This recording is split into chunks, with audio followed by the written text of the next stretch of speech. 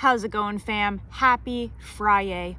Welcome back to Erica's EDC, and today we're going to do a little review of this dart here that I've been testing for the whole month of March, and we're also going to do a pocket dump and just some quick knife news. I try to do this every Thursday or Friday, and we're actually doing it on Friday this week. Woohoo. Let's do the pocket dump first. Those are always fun. And I'm gonna do a real pocket dump where we actually see the pockets. Levi's. I think these are like 511s maybe. Love these. Front left pocket.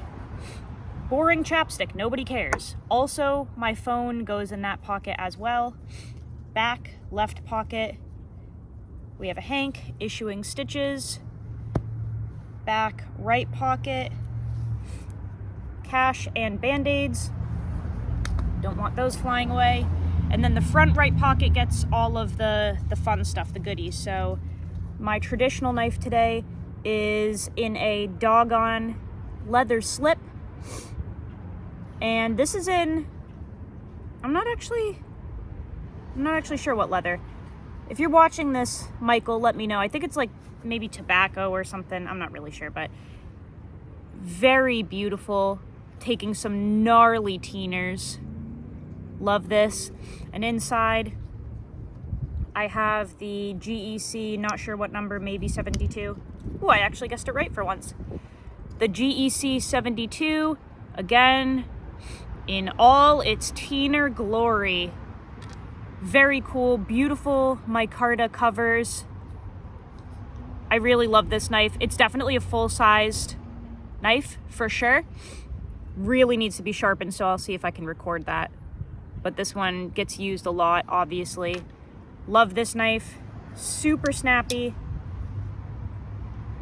Just beautiful micarta on that one. And I think the leather really matches it. Also, not to be girly, but it does match my hoodie, which I may or may not have done on purpose. So we'll leave that mystery up to you. Got my wallet. This is one that I made. This was kind of like a prototype minimalist wallet. Super paper thin. It does open up in the middle. You can put stuff in there, front and back as well. But this is just a nice thin wallet. You guys know I am a stickler for not carrying them in your back pocket. It is not good for your back. So always put this in the front pocket, and you don't even notice it's there. It's so thin. It's thinner than my knives, thinner than anything really. What else do I have down here? Still carrying the older Phoenix E12 flashlight, just waiting for this to literally die, essentially. Great little light though. Really enjoy that it has the flat back here, because I can stick it, well, not stick it, it doesn't have a magnet, but I can place it like this on a table or something as like a little lantern, essentially. Really like that. Tiny little light. I've had this for a while. It's great. Victorinox SD Classic Swiss Army knife. This is the little tiny one with just like 5 tools. Scissors, pen blade, little screwdriver there with the nail file on it, toothpick and tweezers. I just need toothpick and tweezers. I really do. And I have a little tiny Night Eyes keychain thingy on there, the little S-beaner, and then the moment you've all been waiting for, the carry, the blade. Northern Knifeworks Dagger that I've been testing. So I have been testing this with the dart. The drop for these is tonight at either 6 or 6:30. I can't remember which one. Go check on the Instagram page for Northern Knifeworks. I'll link him down below. These are an M4 vintage micarta scales from Pop's Knife Supply. Mine has orange G10 pins, but the ones that we're offering have the black G10 pins with orange liners and a swedge. Really, really nice. This blade has been absolutely incredible. If you've been looking for the Dagger, or not the Dagger, the dart, but basically a larger version that's more filling in the hand and everything, the Dagger is the way to go. This is a very tiny little knife. So it doesn't work for everyone. So we made a nice big version. you know, got at least an inch longer of overall length, way thicker handle. Just a real full-size knife here. 8 to 10 thou BTE, M4 at 64 to 65 HRC, so it does take the teeners. Basically everything everyone wants. Great toughness, great edge retention. I did do some testing with it the other day, whacking it into some metal. Nothing happened to the edge. Just an absolute beast of a knife. Great jimping, really just fills the hand nicely, super slicey as well. But that's been in the pocket with, sorry, my nose is so dang runny. It's been in the pocket with the dart for testing. So these will be available. We have 5 of them dropping tonight. But this one hasn't been fully, it hasn't fully gone through my testing because my testing is done for a month consecutively. I have to sharpen the knife and then I review it. So I've been running this for the past week, but because I've already tested M4 before, that's why we're doing the drop tonight, because I did kind of what I needed to do to be confident in the drop. I mean, I took this over to the trellis and whacked the crap out of it on camera to try to chip the edge. Nothing happened. Been doing all the testing with it. It's doing incredible. So, I mean, M4 is M4. It's just awesome. And like I said, I've tested it before, so I have confidence in it. But now that we've done the pocket dump, let's do the review of this dart, because this one's an 8670. And this was really, really fun. Check out that edge. Look at how reflective that is. So, this one was kind of made as a little sampler, I guess, because I've only used 8670 one other time in a larger knife. I have a Duckhead Forge Chum in 8670. It's the toughest steel you can get. Doesn't have good edge retention at all. It is a carbon steel. It does take patina. It just has crazy, crazy toughness, but again, not the best edge retention, obviously. So it's not necessarily designed for knives like this, but this is almost a little taste of it, I guess you could say. Also, if you don't really care about edge retention a lot, then I guess it would do you well if you're looking for a steel that takes a gnarly patina, is super easy to sharpen, and you could probably chop this through a nail and nothing should happen. Knock on wood, don't try it at home. So I kind of wanted to play around with this for a number of reasons, and one of the biggest ones is that I'm very curious about testing some older steels and basically seeing if they can still hang. Because some of them, I've stated before, I just don't see where they fit in. It doesn't mean that they're irrelevant, and it doesn't mean that they don't have a place, but I just they don't have a spot for me, I guess, in my use. And then some of them I was a little curious about. And 8670 is one of those steels that I was definitely curious about because it is just so dang tough. And I really wanted to see what kind of edge you can give it and how long it'll hold it. So the edge that Levi sent this with lasted, I think, 2 weeks without needing to be even stropped, and it held decent front end sharpness. I did record that I needed to sharpen it at one point because I cooked a steak and I ended up cutting the steak on a ceramic plate with this, and that just toasted the edge, understandably. I think if you did that with this knife, it would also toast the edge. Cutting repeatedly on a ceramic plate is not going to do any knife any good. But I kind of did it on purpose because I really wanted to sharpen this. And I spent an evening just in Zen mode sharpening this.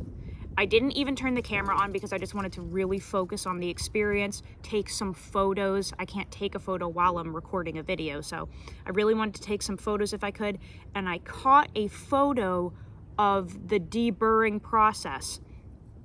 I had a little burr come up, a little French fry crispy burr that the moment I touched it, it fell off, but I was able to capture a photo of it before I actually took it off, which was so cool. And I posted about it on my community page on YouTube and Instagram. Kind of filmed like some little shorts or some little stories on Instagram about the sharpening, and really took my time with it. And this is the edge that we got. So the sharpening experience was amazing. Now, when I talk about ease of sharpening, I'm not talking about the steel physically being easy to sharpen. Any steel is easy to sharpen if you have the right tools. Some of them prefer diamonds, some of them prefer, ceramic or oil stones or whatever. There are so many different options. So 8670, you can sharpen on literally anything. It does not need diamonds. I did use diamonds for this just to see what kind of edge it would take and hold, and I really polished it up pretty nicely. And it was so quick to bring this around. I think it took about an hour total between all of the stones that I used. I started at 325 DMT and worked all the way up to like 1200 and then did some different strops, but it did not take a lot of time on the stones at all. Creating a burr with this steel is so easy. It takes just a couple swipes. Deburring is a breeze, and it's very easy to polish, to work with everything. So I was super excited about those results, and the front end sharpness on this is absolutely crazy. Look at the reflection on that. So this was an absolute blast. It is so razor, hair popping sharp. Very pleased with how easy it was to have that come up. And like I said, the deburring was just beautiful. It was like little flaky French fry burrs that you could just kind of breathe on and they would blow into the wind, but I was able to capture a photo. I think this steel is definitely more suited for camp knives and outdoor knives. It's not that it doesn't have a place in EDC, but it doesn't. I mean, with EDC knives, in my opinion, for me, I'm looking for the ultimate edge retention. You know what I'm saying? That's what I want, is just edge retention. And outdoor knives, you're kind of looking for a little bit more of a balance of strength and toughness and edge stability, how the edge deforms, if it even does. You're kind of looking for a little more of a balance, whereas with EDC knives, we're looking for that ultimate kind of like slicey, go as long as you can type deal. So would I pick 8670 for an EDC knife? For me, it wouldn't be my first pick because it doesn't make too much sense, but it is so fun to sharpen. And again, for outdoors knives, camp knives, hunting knives, it is really, really nice. Also, if you get damage in your edge, it is so simple to get out. I chipped the very front of the other 8670 knife that I have on some deer ribs, and it literally took 30 seconds to take the tip of the knife, kind of like grind it on the stone to flatten it, and then just rebuild that apex. It took like a couple of minutes total. So if you love sharpening, or you don't care about a ton of edge retention, but you love patina and you love toughness and you love kind of like a beater steel, 8670 may suit your fancy. I had a lot of fun with this one. It was a blast, an absolute blast to use and carry. And I did do some kind of silly stuff with it, some light prying. Nothing happened. So just a really fun steel. And again, you know, definitely geared more toward outdoor knives and camp knives and such, hunting knives, but you can absolutely EDC it if you understand the fact that it won't have excessive edge retention if you grind it into a ceramic plate, or maybe if you're cutting a lot of like really abrasive material, you may just have to touch up the edge more often than like M4, for instance, if that makes sense. But absolute blast to test and to use. And if you like sharpening or if you're learning to sharpen, guys, this was so fun and easy to do. I do believe Levi will be continuing to offer 8670 as an option, but it was just a lot of fun to use. So highly recommend. Very cool steel. Love the sharpening. That was kind of like the big take home for me, was the sharpening experience. But yeah, really enjoying these models. I'm going to keep carrying the Dagger. I really want to film a sharpening of it. It just doesn't need it yet. It's still just so crisp.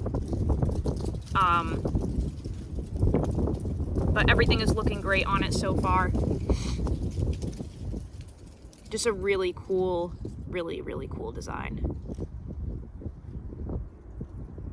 So there's a little pocket dump. I don't think I have any other knife news, really. It's been kind of a mellow couple of weeks.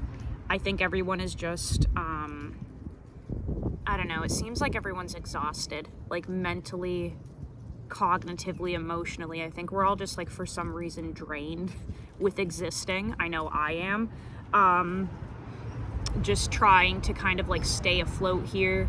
I know a couple of other people are kind of dealing with the same thing and just trying to find like the little joys in life, I guess, because for some reason right now, things are kind of weird in the universe, I think.